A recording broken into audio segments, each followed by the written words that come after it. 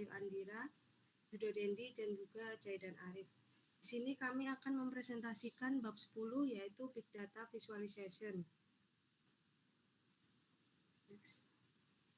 Yang pertama, Big Data Visualization atau visualisasi data adalah proses yang menyajikan hasil analisis data secara visual kepada pengguna bisnis agar lebih mudah dipahami. Tanpa alat dan teknik visualisasi data, siklus analisis data akan kehilangan nilainya, karena hasil analisis hanya dapat dipahami oleh analisis data. Manfaat dari visualisasi data yang pertama yaitu meningkatkan pengambilan keputusan, mengurangi keuntungan pada analisis data, mengurangi ketergantungan pada analisis data, meningkatkan profitabilitas, lalu analisis data yang lebih baik, dan juga representasi data yang efektif. Selanjutnya yaitu konvensional data visualization technique. Teknik visualisasi data konvensional adalah metode yang telah banyak digunakan untuk merepresentasikan data. Teknik ini mencakup berbagai jenis grafik yang dirancang untuk menjelaskan data secara visual. Terdapat beberapa teknik visualisasi data konvensional diantaranya yaitu yang pertama adalah line chart, bar chart, pie chart, scatter plot, dan juga bubble plot. Line chart digunakan untuk menggambarkan hubungan antara satu variabel dengan variabel lainnya. Bar chart digunakan untuk membandingkan nilai data yang termasuk dalam kategori yang berbeda dengan batang horizontal atau vertikal, di mana tinggi batang menunjukkan nilai sebenarnya. Selanjutnya yaitu scatter plot atau diagram sebar. Mirip dengan grafik garis, digunakan untuk menunjukkan hubungan antara dua variabel X dan Y. Lalu bubble plots atau diagram bubble, variasi dari scatter plot, yang selain menampilkan hubungan antara variabel X dan Y, juga menunjukkan nilai data yang diwakili oleh ukuran bubble. Lalu pie chart digunakan untuk membandingkan bagian-bagian dari suatu fenomena secara keseluruhan. Next. Lalu selanjutnya adalah Tableau. Tableau adalah perangkat lunak analisis data yang sangat berguna untuk membantu pengguna memahami data. Tableau dapat terhubung dengan berbagai jenis sumber data seperti file, basis data relasional, dan juga sumber data besar lainnya untuk mengambil dan mengolah data.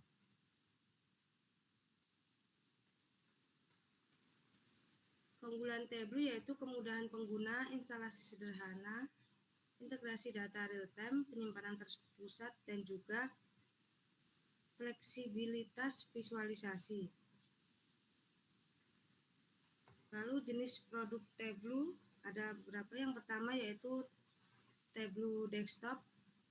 Tableau Desktop ini hadir dalam dua versi, yaitu versi personal dan profesional. Perbedaan utama antara versi personal dan profesional terletak pada sumber data yang dihubungkan ke dalam Tableau.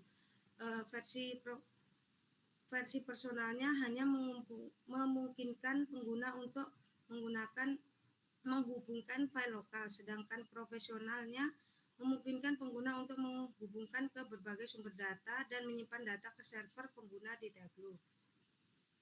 Lalu ada Tableau publik, adalah perangkat lunak yang dapat diunduh secara gratis. Di sini visualisasi data dapat dilihat oleh siapa saja, tetapi tidak ada opsi untuk menyimpan lembar kerja secara lokal di komputer pribadi pengguna.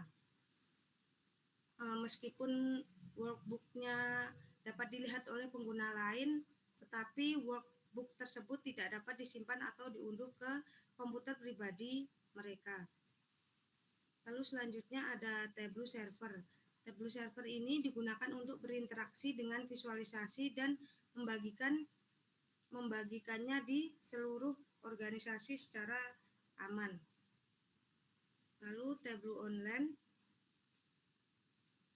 Tableau Online ini memiliki fungsi yang sama dengan Tableau Server, hanya Tableau Online ini bisa dihosting oleh cloud.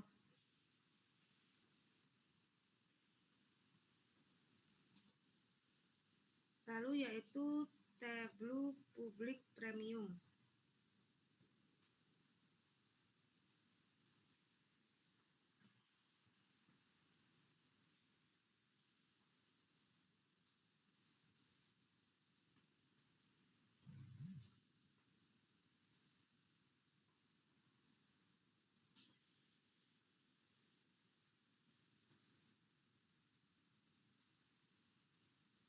Tableau Public Premium ini sama halnya dengan Tableau Online, hanya saja lebih premium, yaitu tidak bisa dijangkau oleh pengguna lain, hanya dijangkau oleh yang satu organisasi saja. Lalu Tableau Reader ini pengguna lain hanya dapat membaca Tableau tersebut dan tidak bisa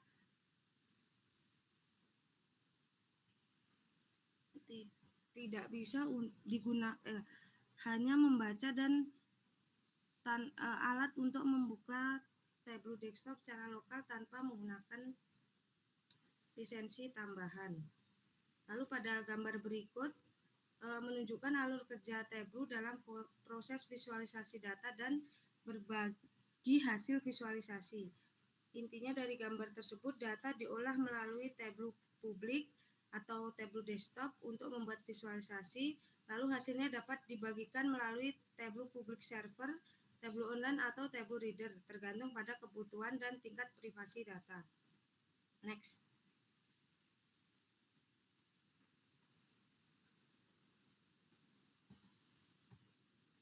Lalu connecting to data. Tableau memungkinkan koneksi ke berbagai sumber data.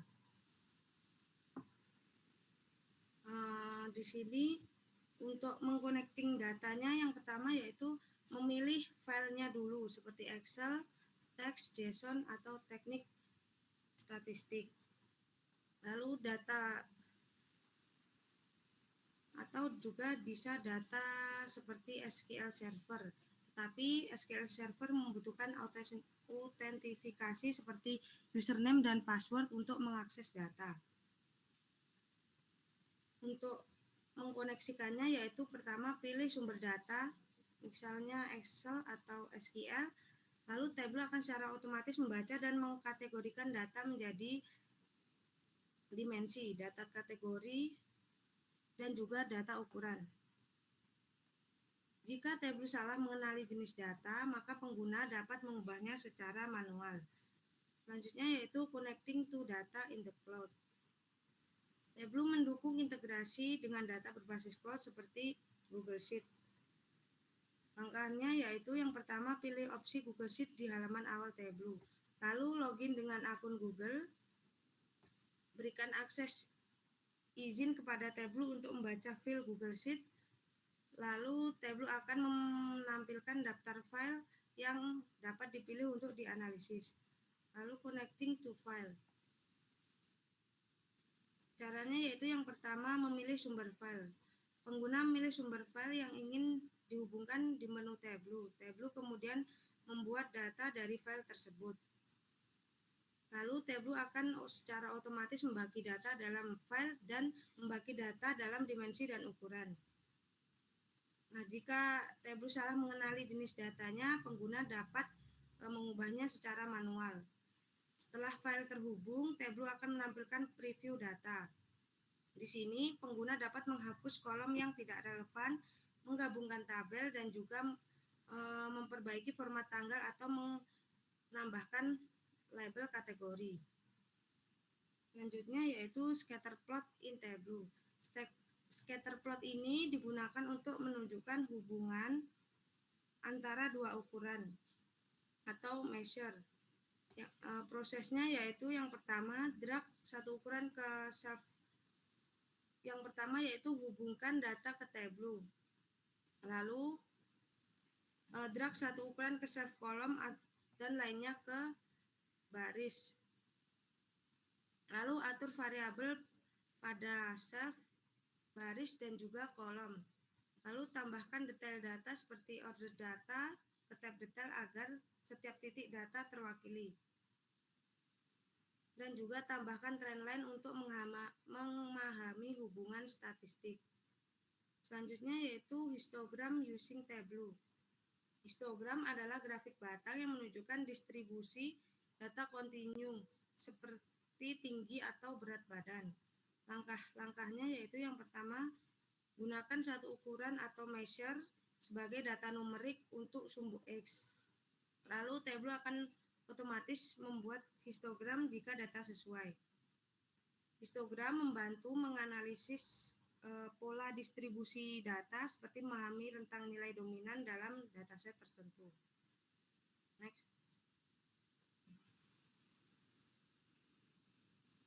Next. Selanjutnya adalah bar chart in Tableau. Diagram batang. Diagram batang adalah grafik yang menggunakan batang persegi panjang untuk merepresentasikan data. Tinggi batang menunjukkan nilai data yang diwakili. Semakin tinggi batang, maka semakin besar nilainya. Berikut adalah cara untuk membuat diagram batang di Tableau. Yang pertama yaitu drag atribut yang sesuai ke bagian row shape atau column shape. Di sini misalnya untuk membuat diagram batang keuntungan atau kerugian setiap produk pada data tersebut. Yang pertama yaitu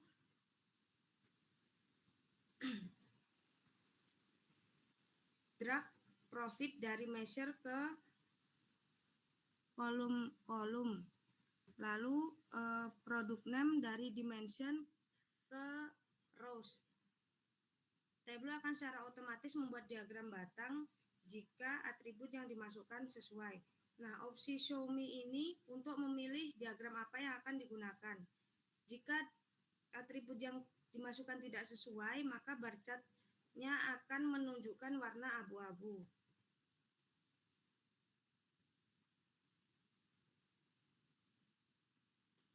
Lalu kita dapat menambahkan warna pada batang melalui mark shelf. Batang yang lebih panjang akan diberi warna yang lebih gelap, sedangkan batang yang lebih pendek akan diberi warna yang lebih terang. Next. Selanjutnya yaitu line chart. Line chart atau grafik garis adalah jenis grafik yang menghubungkan serangkaian titik data dengan garis lurus. Grafik ini berguna untuk menunjukkan tren atau perubahan data dari waktu ke waktu. Berikut adalah cara untuk membuat grafik garis di Tableau. Yang pertama yaitu drag order date ke dimension rows, dari dimension ke kolom, lalu sales dari measure ke rows. Lalu Tableau akan otomatis membuat grafik garis yang menunjukkan penjualan setiap tahun. Grafik tersebut dapat digunakan untuk mengidentifikasi pola seperti penjualan tertinggi yang terjadi pada tahun 2011. Lalu di sini juga dapat membuat grafik dengan dua ukuran. Caranya sama, namun pada bagian rows ditambahkan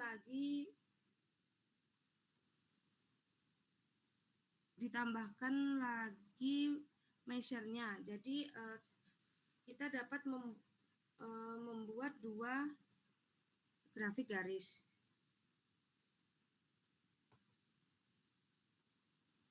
Dengan label, grafik menjadi informatif, menunjukkan nilai data secara langsung dan langsung pada grafik. Grafik garis ini efektif untuk menganalisis tren data dan memberikan wawasan visual yang mudah dipahami. Next. Lalu selanjutnya pie chart atau diagram lingkaran adalah jenis grafik statistik yang berbentuk lingkaran yang dibagi menjadi beberapa irisan. Setiap irisan mewakili bagian numerik dari keseluruhan data. Diagram ini berguna untuk menunjukkan bagaimana bagian-bagian dari data berkontribusi terhadap total. Nah, berikut adalah cara untuk membuat diagram lingkaran di Tableau. Contohnya ini untuk memvisualisasikan keuntungan berdasarkan subkategori produk. Yang pertama yaitu drag produk subkategori dari dimension ke bagian color. Nah, dari lalu drag profitnya ke bagian measure ke row shelf. Lalu atur produk subkategori ke bagian label di mark shelf untuk menampilkan nama subkategori di diagram. Jika ukuran diagram perlu diperbesar, maka kita dapat memperbesar dengan Ctrl Shift B. Nah, diagram lingkaran ini membantu dalam memahami kontribusi masing-masing bagian terhadap total keseluruhan dengan cara visual yang sederhana. Next.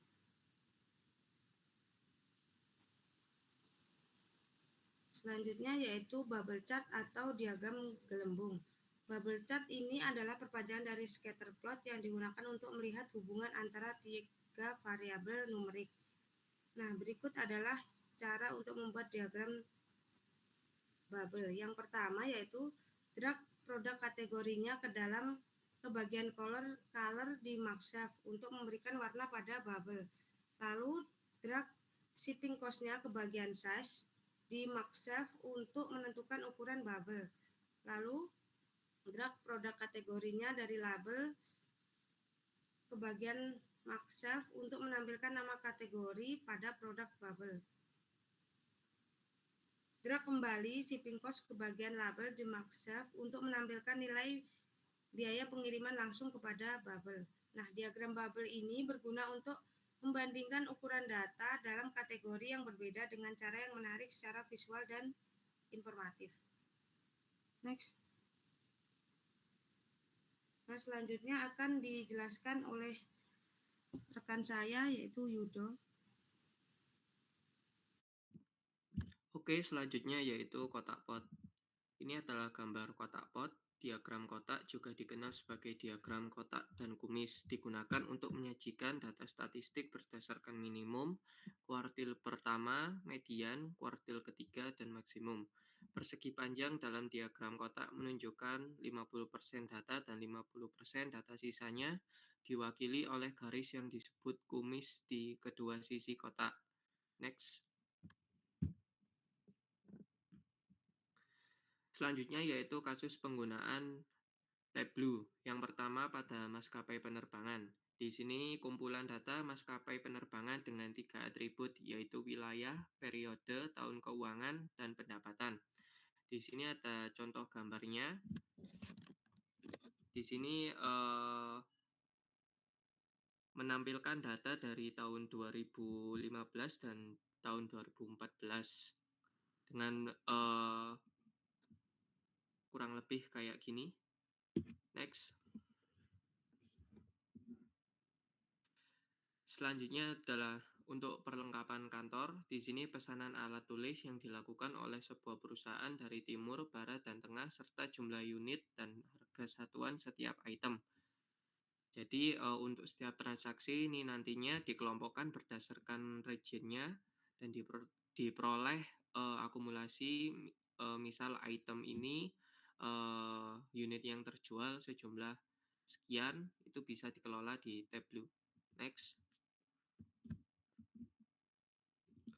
Selanjutnya yaitu di olahraga, yaitu menganalisis jumlah medali yang dimenangkan oleh setiap negara, jumlah medali yang dimenangkan setiap tahun, dan seterusnya.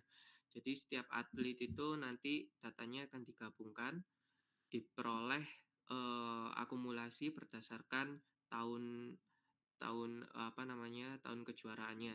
Jadi tahun sekian dapat berapa medali. Next. Oke, selanjutnya yaitu RStudio.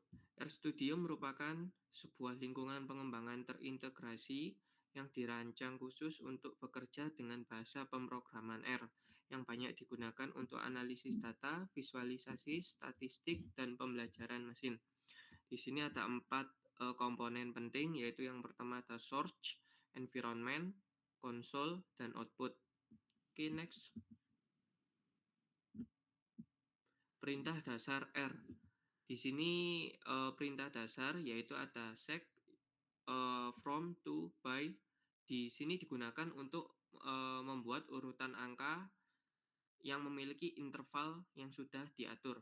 Di sini contohnya sec 5, 15, 2. Nah, di sini outputnya urutannya 5 kelipatan 2 sampai data ke 15. Jadi 5 kelipatan 2, 7, 7 kelipatan 2, 9, dan seterusnya. Next.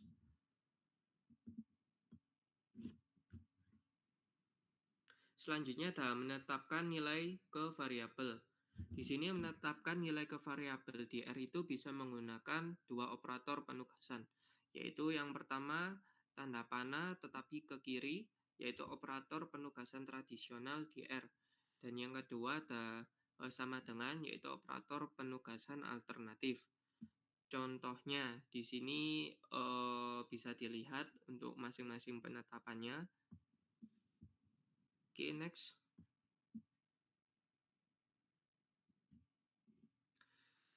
Selanjutnya ada struktur data di R. Yang pertama yaitu vektor.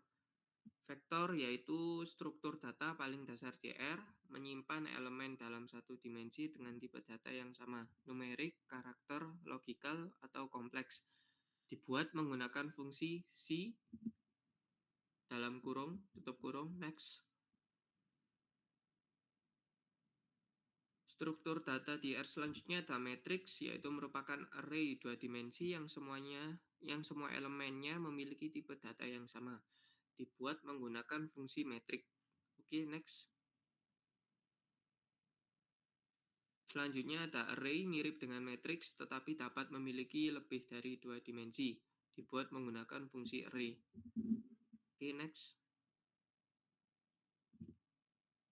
Selanjutnya ada data frame atau bingkai data, merupakan tabel yang terdiri dari kolom dengan tipe data yang berbeda.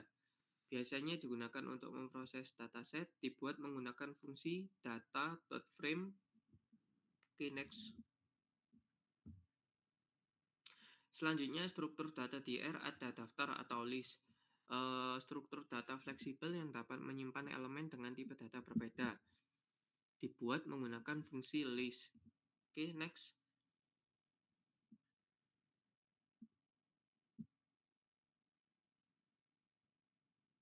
Oke, selanjutnya akan dijelaskan oleh rekan saya yaitu Zaidan Arif. Oke, baik, terima kasih. Untuk selanjutnya ada bagian cara mengimport data dari file. Jadi di dalam R ini data seringkali diambil untuk dianalisis. Data tersebut dapat berupa file CSV. Nah, file ini berisikan teks berformat tertentu atau jenis file lain.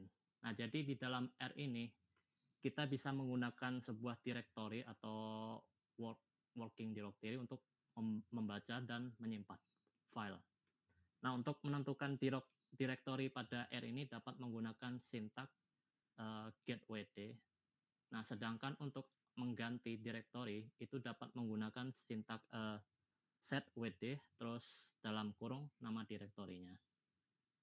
Nah, jika direktorinya belum ada, itu bisa dapat dibuat file baru seperti contoh dir terus create terus nama direktorinya, kemudian ada setWd untuk mengganti direktorinya ke direktori yang baru.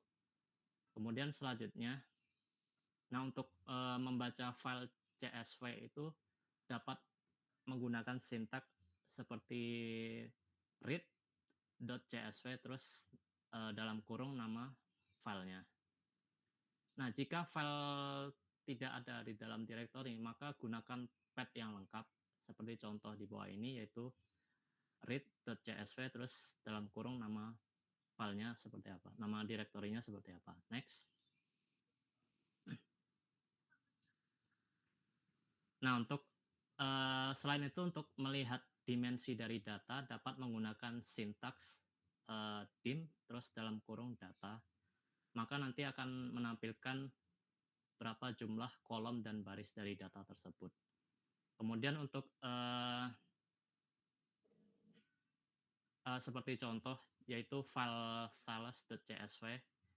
Nah, cara untuk membaca dan menampilkannya tuh menggunakan sintaks seperti ini, yaitu sales data, terus read.csv dalam kurung nama filenya, kemudian ada head dalam kurung sales data 5. Jadi di sini fungsinya yaitu kita menyuruh programnya itu untuk membaca file yang bernama sales.csv, kemudian tampilkan sebanyak 5 data ya. Seperti contoh output-nya berikut ini. Jadi terdapat 5 data ya. Kemudian ada kolomnya berupa date, sales, terus region-nya. Oke, next selanjutnya.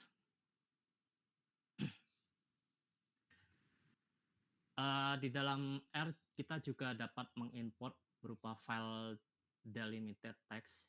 Jadi file delimited text itu seperti file yang ini ya, apa yang dipisahkan oleh koma, tab atau spasi. Jadi untuk menggunakan fungsi tersebut kita dapat menggunakan fungsi read terus .table untuk membaca file.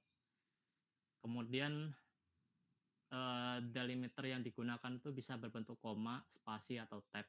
Nah, contoh untuk menggunakannya itu dapat menggunakan cara seperti berikut, yaitu my data terus read.table terus dalam kurung file sama dengan, terus di sini ada nama directory filenya, terus ada save terus sama dengan. Nah, ini delimiter ini bisa ditulis jenis delimiter yang digunakan, yaitu koma, spasi atau tab tergantung kebutuhan. Kemudian ada header true. Nah, header ini berfungsi untuk mengidentifikasi apakah di tabel tersebut memiliki nama kolom atau tidak. Jika memiliki, maka ditulis true. Kalau tidak, maka ditulis false. Next.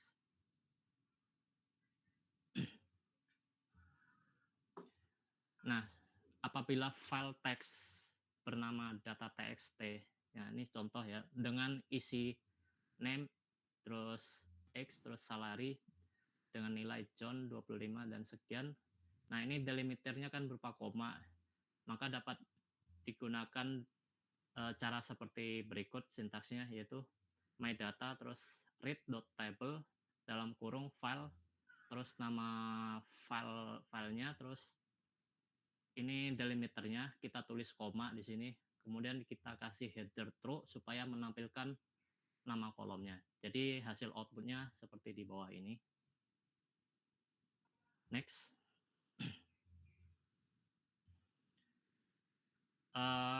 Berikutnya ada kontrol struktur. Jadi kontrol struktur ini digunakan untuk mengatur sebuah alur eksekusi dalam kode R. Jadi seperti layaknya bahasa pemrograman yang lainnya, di pemrograman R ini juga memiliki struktur tersebut yang menjalankan perintah secara kondisional atau bisa berulang ya, sesuai kebutuhan. Nah, contoh-contoh dari kontrol struktur dalam R ini terdiri dari if. Nah, if ini digunakan untuk mengeksekusi blok kode berdasarkan kondisi tertentu. Kemudian ada nested if, yaitu percabangan if, yaitu digunakan untuk memeriksa lebih dari satu kondisi secara berurutan. Kemudian ada for. For ini digunakan untuk mengulangi eksekusi blok kode pada setiap elemen atau vektor daftar. Next. Selanjutnya ada while. While ini mirip-mirip dengan for. Nah, di sini digunakan untuk mengeksekusi blok kode selama kondisinya itu tetap true ya, atau bernilai benar gitu. Kemudian ada break. Break ini digunakan untuk menghentikan eksekusi dari perulangan yang ada di for sama while itu sebelum selesai. Kemudian ada next. Next ini digunakan untuk melewati iterasi atau perulangan tertentu dalam loop tanpa menghentikan keseluruhan dari loop tersebut. Next. Selanjutnya ada basic grep di R. Jadi di R ini menyediakan berbagai jenis grafik untuk membantu memvisualisasikan data. Jadi seperti yang dijelaskan sama Mbak Windy untuk jenis-jenis grafik tersebut, yaitu terdapat adanya pie chart. Nah, ini digunakan untuk mempresentasikan distribusi data dalam bentuk proporsi. Nah, grafik ini berbentuk lingkaran yang dibagi menjadi irisan berdasarkan nilai data tersebut. Kemudian ada 3D pie chart. Nah, ini pie chart namun berbentuk 3D ya, yang memberikan representasi yang lebih estetis untuk data. Nah, di R ini menyediakan fungsi dari paket Plotrik untuk membuat pie chart 3D tersebut. Kemudian yang ketiga ada bar chart. Nah, bar chart ini mempresentasikan data dalam bentuk batang ya, dengan tinggi batang tersebut yang mencerminkan nilai data. Jadi makin tinggi batang itu mencerminkan bahwa nilai tersebut besar ya. Begitu juga sebaliknya. Next.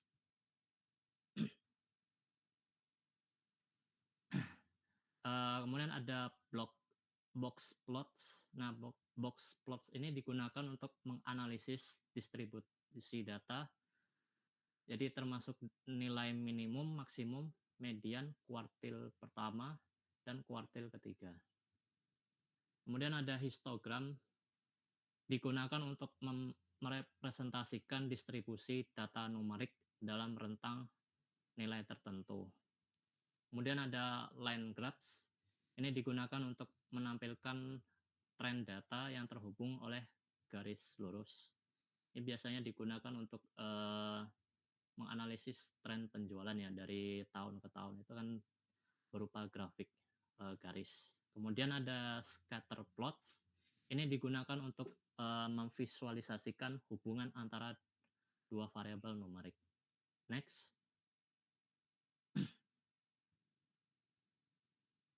Nah, berikut adalah contoh dari grafik yang dijelaskan yang pie chart seperti berikut. Kemudian ada 3D, bar chart, box plots, histogram, dan seterusnya. Next. Oke, baik. Mungkin itu saja presentasi dari kelompok kami. Kalau salah, mohon dimaafkan. Mungkin ada tanggapan dari teman-teman atau Tomo. Baik, terima kasih kelompok chapter 10. Ini sudah tuntas ya buku satu buku ini kita bahas. Ini buku yang berbeda dari terakhir saya ngajar big data. Jadi kelas big data yang sebelumnya saya ngajar itu pakai buku keluaran tahun 2016. Ya, terakhir itu saya pakai buku itu. Nah, ini sudah berganti lagi dan disesuaikan dengan dua SKS-nya itu. Jadi kalau dua SKS itu lebih ke introduction sebenarnya ya. Lebih ke introduction to big data analytics. Saya kira sudah sangat mewakili. Jadi sudah ada sisi infrastrukturnya, kemudian ada teori dasarnya big data, itu konsep dasarnya big data, kemudian ada infrastrukturnya, storage-nya, kemudian ada analytics-nya, kemudian ada tools lagi yang ini additional sebenarnya ya. Big data visualization ini ya hampir sama dengan urgensinya untuk analytics. Jadi kita mengumpulkan data dalam jumlah yang sangat besar, ya volumenya sangat besar. Memang tujuannya untuk analisis ya. Analisis itu kan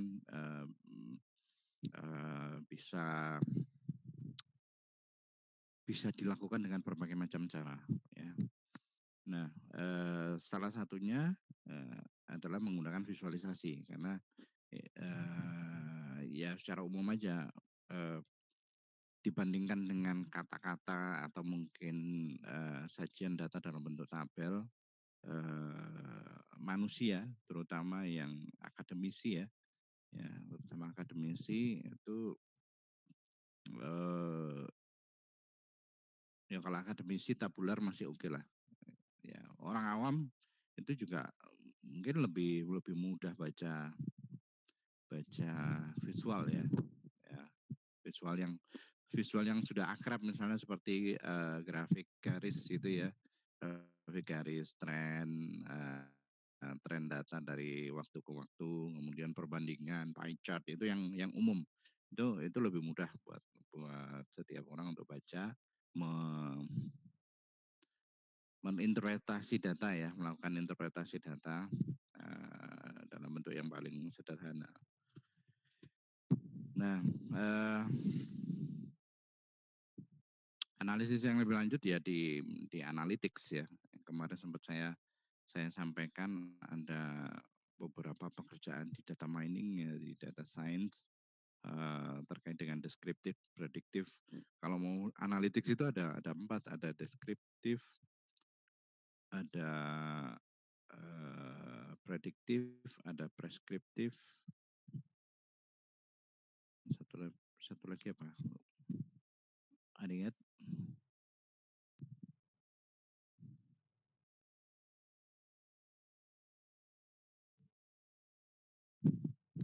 Diagnostik ya. Deskriptif, diagnostik, prediktif, yang terakhir adalah preskriptif. Oke, itu versi yang lebih kompleks ya, versi yang lebih kompleks. Tapi yang paling sederhana visualisasi ini bisa kita asosiasikan dengan yang deskriptif dan diagnostik. Ya, jadi analisis dalam versi atau level yang paling sederhana. Nah, toolsnya macam-macam. Ini kebetulan yang dibahas adalah R dan Tableau, ya, R dan Tableau. Dua-duanya alat yang cukup populer saat ini. Kalau Tableau itu kompetitornya adalah Power BI, ya, Microsoft Power BI, ya, dipakai untuk visualisasi, membuat grafik, berbagai macam grafik statistikal ya, visualisasi statistik. Sama seperti Power BI juga, dia bisa dihubungkan dengan berbagai macam sumber data dari DBMS, dari dari file spreadsheet dan sebagainya. Intinya visualisasi. Ini kalau saya bicara visualisasi itu kalau di statistik ya, di mata kuliah statistik atau di mata kuliah data mining biasanya larinya nanti pembahasan itu nanti akan mengarah pada exploratory data analysis. Ya, exploratory data analysis biasanya alat bantunya adalah visualisasi, ya, visualisasi data dalam bentuk, terutama dalam bentuk grafik-grafik. Ini sangat membantu. Nah, nanti mungkin ada yang mau ya untuk elaborasi chapter 10 ini, keywordnya adalah data storytelling. Jadi gimana kita bisa bercerita dari data yang disediakan. Dari data yang disediakan itu kita bisa memberikan narasi yang efektif, efisien untuk mempengaruhi atau mempersuasi audiens. Ini biasanya mainnya di area Chief Information Officer ya. Ini yang berusaha meyakinkan pimpinan untuk dalam hal pengambilan kebijakan-kebijakan strategis di institusi. Ya, data storytelling. Ya. Data storytelling semakin kuat kemampuan data storytelling, semakin biasanya makin laris ya, makin laris di